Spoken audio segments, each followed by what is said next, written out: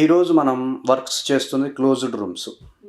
పూర్వం ఏంటంటే ఓపెన్గా ఉండి చక్కగా మనం వర్క్స్ చేసేవాళ్ళం, ఆక్సిజన్ బాగా మనం తీసుకునేవాళ్ళం. ఈరోజు మొత్తం ఒంటికి బిగుతుగా ఉండేటటువంటి దుస్తులు, క్లోజ్డ్ రూమ్స్, ఏసీ రూమ్స్ ఇలా ఉండడం వల్ల మనం తీసుకునేటటువంటి శ్వాస కూడా సరిగ్గా దృష్టి పెట్టుకొని మనం శ్రద్ధగా శ్వాస తీసుకోం. మనం తీసుకునేటటువంటి శ్వాసలో ఆక్సిజన్ 20% బ్రెయిన్కి అందాలి. అలా బ్రెయిన్కి అందకపోవడం చేత మైగ్రేన్ అనేది వస్తుంది. ఒక 7 years బ్యాక్ నేను యోగా సెంటర్ రన్ చేస్తున్న సమయంలో ఇలా సాఫ్ట్వేర్ ఉద్యోగులు కొంతమందికి మేము సెషన్స్ తీసుకున్నాం.